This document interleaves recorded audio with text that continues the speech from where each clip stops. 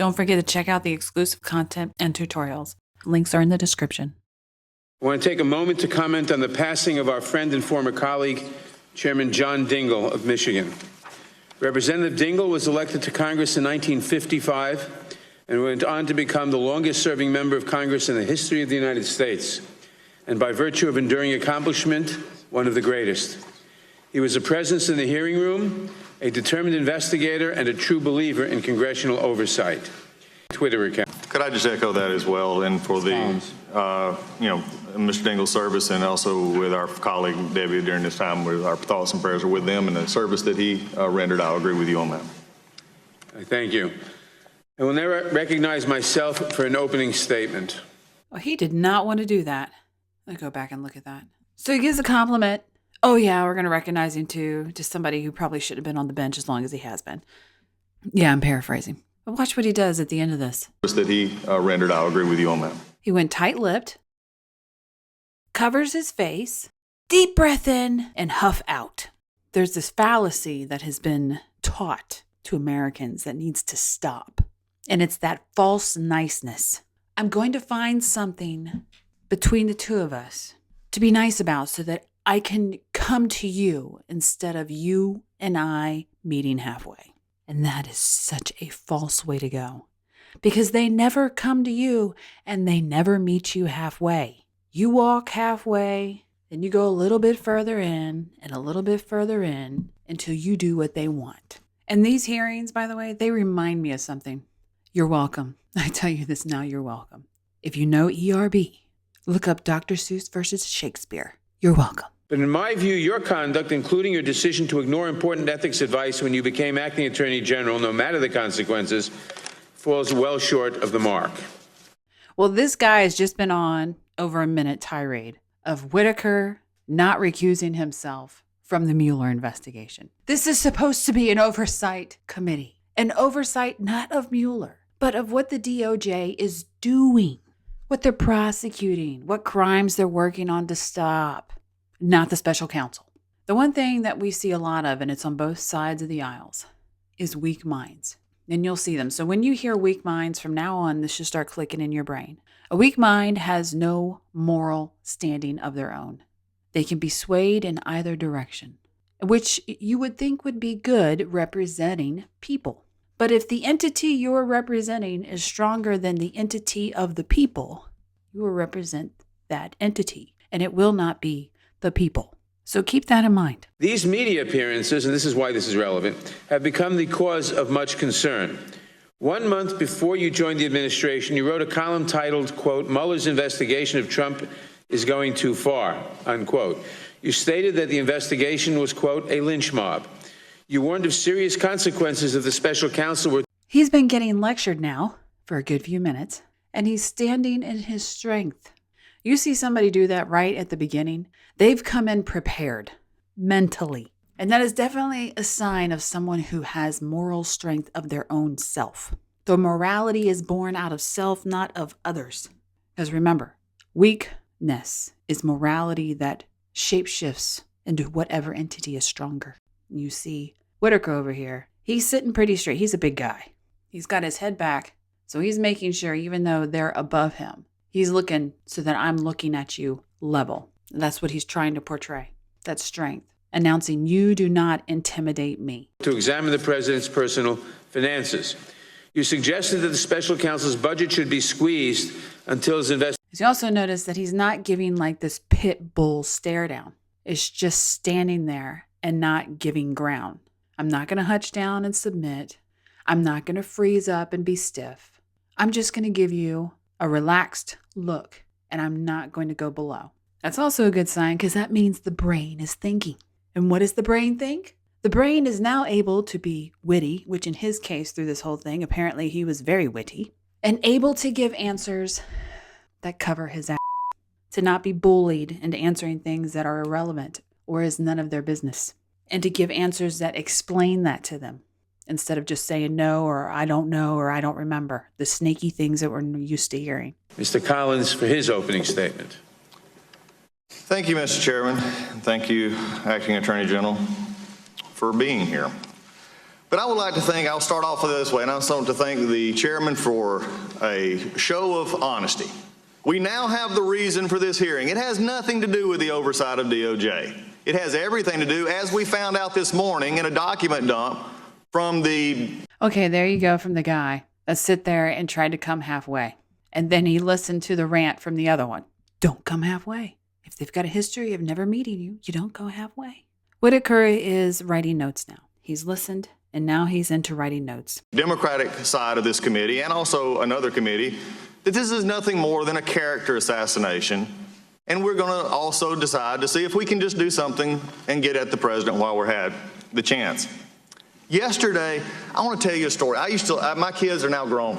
They're 26 and down to 20. And I used to always love the Easter season and the time of especially hide and seek and going to find, eggs. And that look on their face when they found that last egg they were looking for. And that look of surprise. And yesterday was that for me again. I was back being a father again, because yesterday was nothing but pure political theater. It was wonderful. And here we see Whitaker smiling. And this is actually good that we get to see, because we notice that his smile is mostly in the eyes. You sit there, and if you cover up the eyes and just look at the mouth is actually lighter comparative to his other times. So it is on both sides, but it's bigger in the eyes than it is in the mouth. It was a time for hide and seek. We had a hearing. Let's do a subpoena. We're going to stand tough. And let's just do the timeline real quick. We get through with it.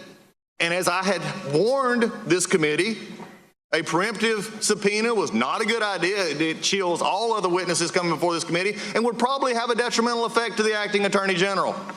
But hey, I'm the minority. Who cares? So we do it. And the acting attorney general's office responded. At about 5 o'clock, the chairman will examine it on a case-by-case basis. The acting attorney general said, no, we need assurances that you're not going to issue a subpoena today or yesterday or today. So, okay, we're back and forth. DOJ, as I understand, he said, no, that's not enough assurance. And we were informed around a certain time last night, about 7 o'clock last night, that an agreement had been made, and it was a full cave by the committee chairman. No subpoenas today. And now we see that he does react in the positive when hearing something that agrees with what happened. So these are all nice baseline tells. Thank you, Mr. Chairman and Ranking Member Collins, for the opportunity to testify before the committee today. I am looking forward to discussing with you some of the accomplishments and priorities of the Department of Justice. Before I start, I would also like to acknowledge the passing of former Chairman Dingell. He was a statesman and a leader, and it is a sad day in this committee, I'm certain. First of all, Yeah, when they cut off like that, and I'm sure it's like, there's no real heartfelt in that. say that it's an honor to represent the 115,000 men and women of the Department of Justice. The department is blessed with extremely talented, highly principled public servants who are dedicated to upholding our great Constitution and the laws of the United States. I saw that up close during my 5.5 years as United States Attorney for the Southern District of Iowa. Our office put criminals behind bars, and we kept the people of Iowa safe. I personally prosecuted several important criminal cases and worked with the men and women of the ATF, DEA, FBI, and U.S. Marshal Service, and our state, local, and federal partners. It was a privilege. In 2017, I returned to the department and served for 13 months as Chief of Staff to former Attorney General Jeff Sessions, a man for whom I have great respect. He led the department with integrity, with dedication to the rule of law, and with a commitment to care. Go back to him and Sessions. State, local, and federal partners. It was a privilege. In 2017, I returned to the department and served for 13 months as Chief of Staff to former Attorney General Jeff Sessions, a man for whom I have great respect. Great respect. And we see a stutter, and we also see a look down. I'm assuming that is a touchy area because of the stress that comes with that. You can avoid eye contact on that name. And then this man in the red hair with the yellow tie starts avoiding eye contact too, just from hearing him mention Jeff Sessions. I assume that's probably because Sessions recused himself, and that's what they wanted him to do when he took acting attorney general. Unfortunately for them, Whitaker refused. He led the department with integrity, with dedication to the rule of law, and with a commitment to carrying out the policies of the President of the United States. And you see Yellow Tie Man lift his head up when he sits there and talks about he was dedicated to enforcing Trump's policies. And Whitaker doesn't stutter on that. He reads it through. Thank you for your testimony. We will now proceed under the 5-minute rule with questions. I will begin by recognizing myself for 5 minutes. Now, we fully intend to examine substantive questions of department policy, but part of our job is to make sure that core investigations at the department have not been compromised. So, at a press conference, sir, you said that you have been fully briefed on the special counsel's investigation. I would like to better understand that comment. Yes or no? Since your appointment as acting attorney general, have you been briefed on criminal or counterintelligence matters within the special counsel's purview?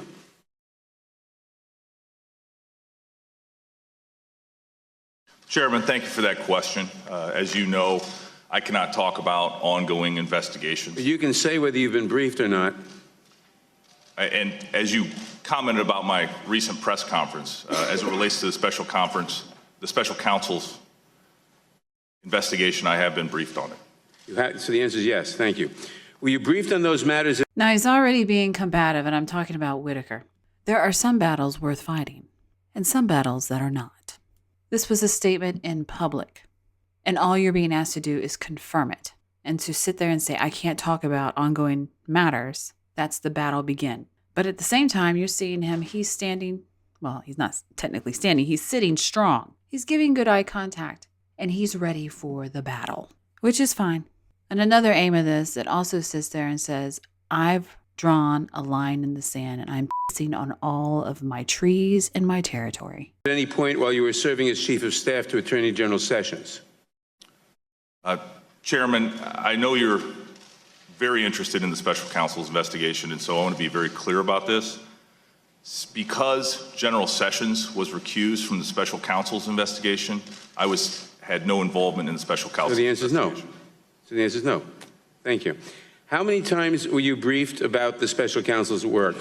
So the answer is no. So the answer is no. Thank you. And he doesn't like that. Whitaker doesn't. So you see him go back, gets a little straighter. He don't like that. It's like, oh, you don't silence me, I'll silence you.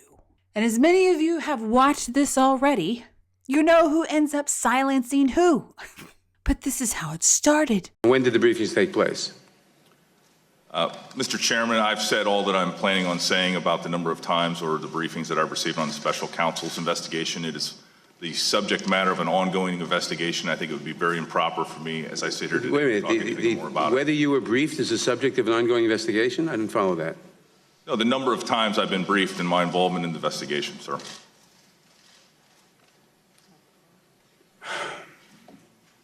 Well, it's our understanding that at least one briefing occurred in December before your decision not to recuse yourself on December 19th and Christmas Day. Is that correct? What's the basis for that question, sir? Yes or no? Is it correct? It is our understanding. So the pissing contest is continued. What is the basis of that question? So now the pissing contest was going from, you don't silence me. Now I'm going to make you explain yourself. And I'm going to look you in the eye when I do this. And you notice the weak mind of Nadler. That's that weak mind.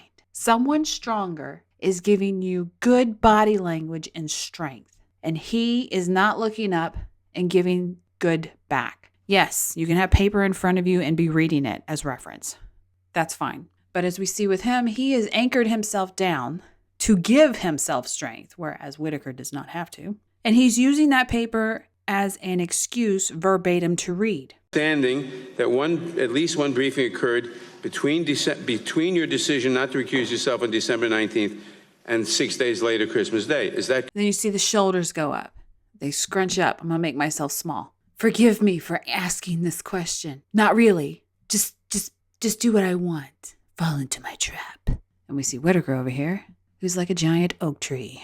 Just like, Correct. Simple enough question. Yes or no? Mr. Chairman, again, what is the basis for your question? You're saying that it is your... Sir, I'm asking the questions. I only have 5 minutes. So please answer yes or no. So he grew a little bit of a ball. I'm answering the question. I've only had 5 minutes. and you hit someone who's already made it clear that they are not going to be your pushover and that the battle begun, and every battle apparently is important to him. No, Mr. Chairman, I'm going to, you were asking me a question. It is your understanding. Can you? So now we've raised the voice. He's leaning forward. He's grabbing forward. Everything's coming forward. So now we get the stance of, not only am I giving you direct and I'm holding my head up so that you don't look down on me. Now I'm going to try from, and it's a long distance apart, but I'm going to give the impression of taking your space. And what does Nadler do? Buries his head back down because he's weak-minded. Tell me where you get the... No, I'm not going to tell you that. I don't have time to get into that. I'm just asking you if that's correct or not. No, I'm not going to tell you that. I don't have time for that. And what do we see Whitaker do? Shifts his weight and settles in. I don't have time for you either. This obviously is escalating to what happened at the end of this little spiel between the two of them. Is it correct? Were you briefed? He doesn't say anything more to him. He just kept it silent. Like, well, I'm not giving you any time either. I'll just sit here and stare at you. Which forces Nadler to be on the defensive. In that time period, between December 19th and Christmas Day, simple question, yes or no? Congressman, if every member here today asks questions based on their mere speculation... All right, never mind. At any point, yes or no, very difficult at any... So he sits there and he rebuffs him. If every congressman here, and he's putting out his side of it, but in an essay way. For those of you who do not know the acronym essay, it means smart. He knows exactly what he's doing. He's refusing to cooperate in this line of questioning that he's already given his reason why, and he's tired of defending his reason why. So now he's just going to be an essay. Yes or no, at any point since that briefing, have you communicated... You see him take that deep breath in, and he lets it out slowly. And that's important. Why do we see him let it out slowly? We're talking about Whitaker. Because he's a thinking man. He thinks. He does not emote. And he's purposely putting in his mind how this is going to go. He knows exactly how this is going to go because weak people are predictable. Their arguments always go down the same path, which makes them easy to usurp if you know and listen and think and put away your emotions. You just have to think. Communicated any information you learned in that briefing to President Trump?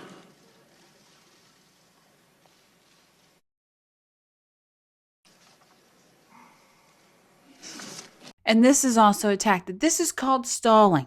It's only been 3 months, not 3 years. The president's a busy man. You're going to know when you meet him. You're going to know what you talked about, even if all you can say is it's kind of vague, maybe not verbatim. But you know how many times you met, and you know what the conversations were about. So this is a stalling tactic. And this is because he can think. He does not emote. Mr. Chairman, I know that there is a unique It's a yes or no special question, interest sir. in this. I'm sorry. It's a yes or no question. Have you communicated anything you learned in that briefing about the investigation to President Trump? Yes or no? And now we've gone gated because he's now been asked a direct question. Mr. Chairman, as I've said earlier today in my opening remarks, I do not intend today to talk about my private conversations with the President of the United States. But to answer your question... Now, normally, when I hear stuff like that, the answer is yes, he did. But when you look at the body language as he puts himself gated, he literally settles. It's very slight, but he settles in. And he's still giving that good body language of, you're not above me. And I'm a thinking person who is watching that clock, literally counting down in his head. 5, 4, 3, and on and on and on. And I have not talked to the President of the United States about the special counsel's investigation. So the answer is no. Thank you. To any other White House official? And he was honest because he thinks. Again, Mr. Chairman, as I mentioned in my opening statement, I do not intend today to talk about my private conversations with the President nor White House officials. But I will tell you, consistent with what I've already said, I have not talked about the special counsel's investigation with senior White House officials. Okay. Now you see, he gives an answer. The answer is no. But remember, we're counting down. 5, 4, 3. To any third party not already briefed about the special counsel's investigation who might have conveyed that information to the president or his legal team? Who do you consider third-party individuals? Well, it's really for your consideration. To any third party not... Now, he had to think that one out. That question came by. Who do you consider third party? Like, is this going to sound like an intelligent question to Trump, Nadler? Or have I bitten off more than I can chew? already briefed about that investigation who might... And he's a little bit in portrayal. I would have to guess at this moment he actually really does know what the third party means. But he's playing 5, 4, 3. Might have conveyed, who you think might have conveyed that information to President Trump or his legal team. Third persons who I think may have conveyed Yes. that. I'm repeating the question. And those of you who've watched me long enough know that is stalling for time. 5, 4. Yes. Information. As I sit here in this chair right now, Mr. Chairman, that's an impossible question for me to ask. I mean, I do not believe that I have briefed third-party individuals outside of the Department of Justice. I have received the briefings myself, and I am usually the endpoint of that information. But you won't answer the question. I just did answer your question. I don't think you did, but let me just say this. Your iteration of the department's longstanding policy... I don't think you did. So he bit back at him, Nadler did. And you see again, he gets pushed back and his head goes up. He does not like that. I'm starting to think that that's pretty much what happened throughout this entire thing of people he did not want to play with. 5, 4, 3, 2, 1. Time's up. I don't have to talk to you anymore. appears designed to delay answering these questions as long as possible. I find that unacceptable. I understand the role of executive privilege and respect its value in our system of governance. However, Congress is a co-equal branch of government. We have a responsibility to conduct oversight. This is a responsibility we take very seriously. I've repeatedly tried to work with your office, first in delaying the hearing until February, and then in providing you our questions in advance. I did this because the executive branch's own rules governing assertion of privilege, which were issued by President Reagan and have been followed ever since, say that ultimately it is up to the president to decide whether or not he wants to assert executive privilege. You cannot repeat forever that the president might want to assert privilege. I've given you a fair opportunity to prepare for the hearing and to speak with the White House in advance so that we could avoid this. Now he's just not listening. He's been bitten. He doesn't like it. He's gotten him good. But this one seems to hold on to grudges. I'm not a grudge holder. Fight in the first place, but you don't appear to have done any of that. The department's failure to do its due diligence here, to me, is deeply troubling. I do not believe that issuing a subpoena here would correct the problem, but I'm going to give you the opportunity to rectify the situation.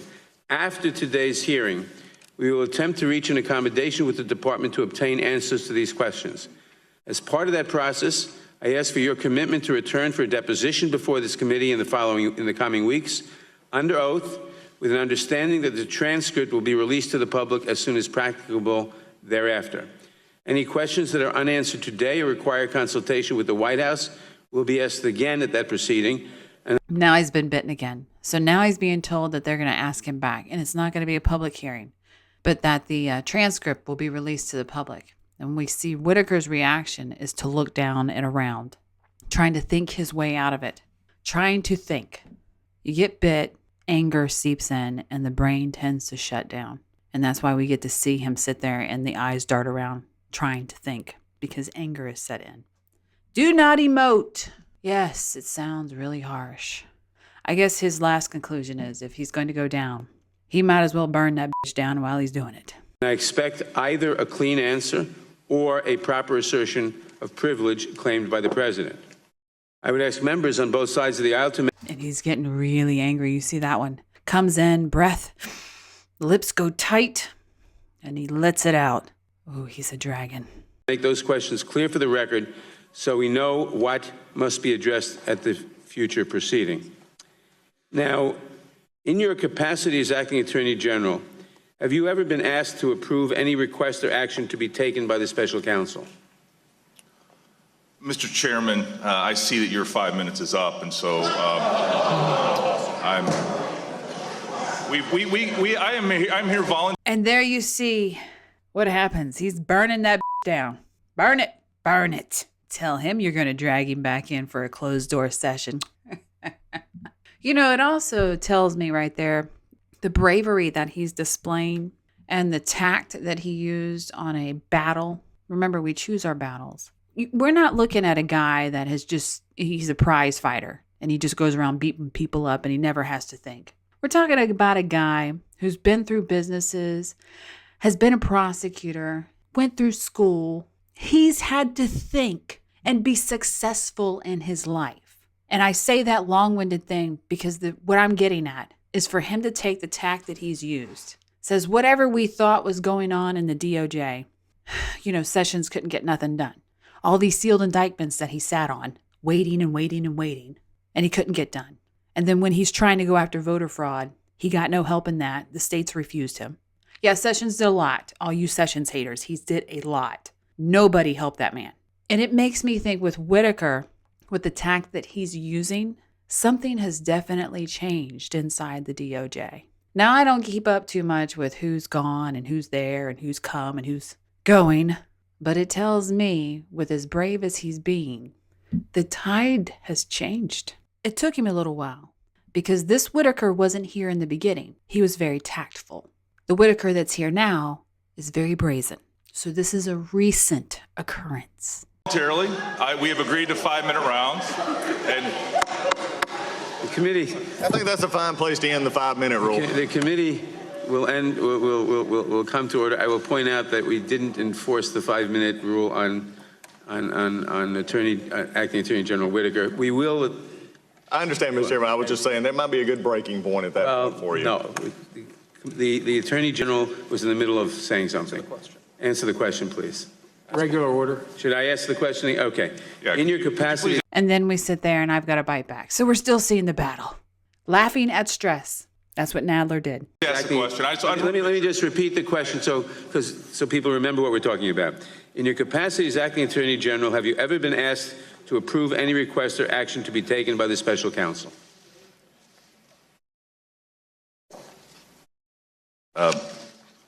Mr. Chairman, I, as the Acting Attorney General, I am under the special counsel's rules. I am the person that is ultimately in charge of the investigation, and I have exercised that authority under the special counsel's regulations of the Department of Justice. So I assume the answer is yes. Regular order, Mr. Chairman.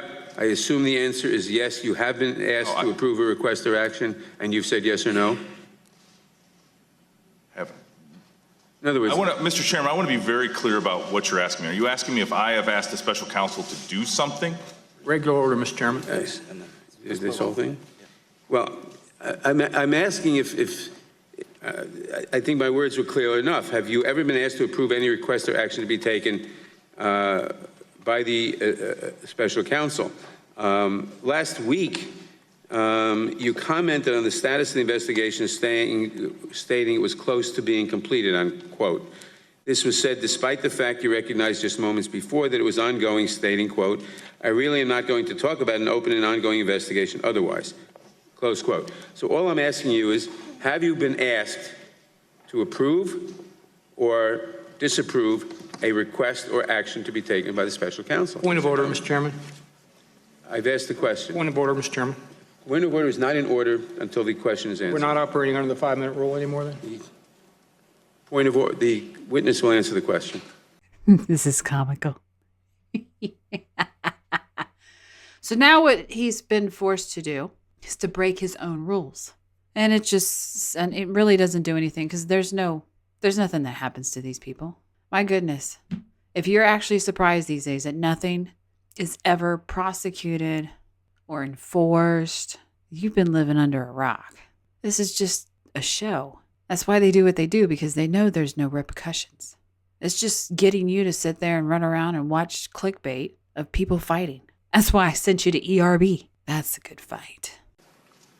I want to be very specific about this, Mr. Chairman, because I think it's going to allay a lot of fears that have existed among this committee, among the legislative branch largely, and maybe among some American people.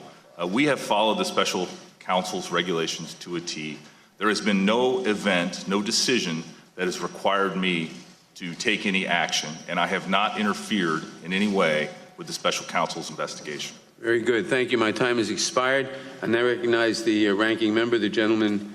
So you see, he sat there and didn't fight that battle. Why he didn't fight that battle, I don't know. It's easier to sit there and be judge and jury when you're actually in the box. I'm not in the box. I'm looking in. Now, the next one we're going to do, because pretty much this will do the same thing over and over again. It's a tactic. It's Jim Jordan. Let's go find Jim. Mr. Jordan. Thank the chairman. Mr. Whitaker, why did Rod Rosenstein send a memo to Bob Mueller on August 2nd, 2017 concerning the scope of the special counsel investigation? So we see him do a brain search there. He literally is trying to remember, digging that up. Be interesting. He didn't look for notes, which I find kind of odd because he's having a hard time mentally dragging that memory out. Congressman, thank you for that question, and I know this is of a great interest to you, and I hope we can have a discussion about this today. The special counsel regulations require a scoping of the special counsel's investigation that identifies the subject and the targets of the investigation. So I am certain that it would have identified the scope of the investigation. So he pulled up the gist of what it was, and then we hear him say, I am certain. So he's not for sure, which is why we see him digging. So he doesn't quite know what's on that paper, but he knows that it's like you know that your 1040 is going to be about taxes. You can't sit there and fill in the blanks yet because you haven't done it yet. But you know what a 1040 is. And that's kind of like what we saw here. He's digging, trying to remember what was on that paper, but he knows the gist of what it is. Pursuant to the special counsel's. Well, my question is not what, I'll get to that. My question is why, because it was 2.5 months after the special counsel was formed. So let's go back to the beginning document, which you told the chairman earlier you're completely briefed on the special counsel's investigation. I want to go, it's just a one-page document. Order number 3915-2017 says this, Mr. Whitaker, the special counsel is authorized to conduct the investigation, including any matters that arose or may arise directly from the investigation. That's pretty broad. Do you agree? Yeah, and in my experience, it's consistent with other appointments of special counsels. That's fine. I think it's maybe too broad, but it's as broad as you can get. One-page order, go do your investigation, and anything that arises out of it, you can investigate as well. But then 2.5 months later, we get this 3-page memo from Rod Rosenstein, Acting Attorney General, to Robert Mueller, Special Counsel. Title says, Scope of the Investigation, Definition of Authority. This is what confuses me. Because in this memo, that only Mr. Mueller, and my guess is you and Mr. And he's becoming uncomfortable. I like Jim. Rosenstein and a few people at the Justice Department have seen, most of it's blacked out. In this memo, it says this, the following allegations were within the scope of the investigation at the time of your appointment and are within the scope of the order. Well, if that's true, why do you have to say it? If you could do it all along, why do you have to put it in a memo? Congressman Jordan, first of all, I was, because of General Sessions' recusal. So we saw a bunch of the positive head shake, and he's in agreement. It's actually in agreement with Jim Jordan as he's reading that. Again, he doesn't actually know what these papers are. There's no memory there. From the special counsel's investigation, I was also recused from that investigation. And so I was not. I'm not asking that. I'm asking, you said you were fully briefed. The chairman asked you that. You're asking me why at the time Rod Rosenstein. I'm asking you why 2.5 months after the broadest order you can have, why did Rod Rosenstein say, hey, you could do this all along, but now I'm putting it in a memo?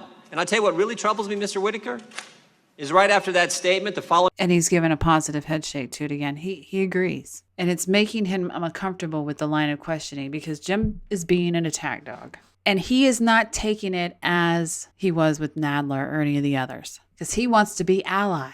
He's still a strong personality, which is good. But notice his head isn't as high as it was with the others. He says, I'm your peer. I'm your peer. I'm your peer. It's like that's what it pretty much is. I'm your peer. I'm your peer. I'm your peer. Friends look eye to eye. Allegations were within the scope of the investigation at the time of your appointment and are within the scope of the order. Right after that, you know what? You know what happens? Everything's redacted. Look at this. The whole darn thing. So if you could do it all along. And then he submitted on it, shaking the head positive, rolls downward, and then comes back up. From a broad perspective, he does not want to be animosity between the two. He wants to be ally. He has no idea what's on this paper as far as verbatim. It's like the 1040 tax. You know it's about this, but you can't actually say what's on it. And you have to send a memo to him 2.5 months later, and then you redact everything after it. You know what's under the redactions, Mr. Whitaker? I do, sir. You do. Are there names under the redactions, Mr. Whitaker? In my experience with investigations, And there we have it. In my experience, I do. What is it? In my experience. So we don't really know. You get him, Jim. Put him on notice. This stuff ain't happening no more. generally, you would not have a public document identify targets or subject matter of an investigation, especially if someone is not ultimately charged with a Well, crime. let me frame it this way. Did Rod Rosenstein give the special counsel the authority to investigate specific Americans? Congressman, Mr. Rosenstein, acting as the Attorney General because of Mr. Sessions' recusal, gave authorization and jurisdiction to the special counsel. And so, yes, under the special counsel regulations, that's the whole purpose of the special counsel. So All right, I like what he's doing with his fingers right now. He's got them. He's actually got a cage. And this is what makes me wonder, because he's dancing around it and he's explaining it away. This is normal. But you know that he agrees with Jim. You notice the difference in how he's treating him compared to Nadler, who was asking him simple questions. And now he's whatever you want to know, Jim. Tell you the size of my underwear if you want to know that too. But he's dancing around this subject. And it's not about protecting Rosenstein or Mueller, because those are not the type of words that he's using. He says these type of investigations. So he's protecting the type of investigation. And you can speculate on why you would want to protect that kind of investigation. He's not protecting Mueller, and he's not protecting Rosenstein. And we're going to leave it there. Oh, it's so juicy. But you know what? Sometimes surprises are so much better. If you'd like to learn more about analysing body language, there is a video course available on Mandy's website for Gold subscribers, where Mandy teaches more about her techniques of deception detection. There's also other content such as the Crime series and Interesting Minds series available to both Gold and Silver subscribers. If you like it, please share and subscribe. Thanks for watching.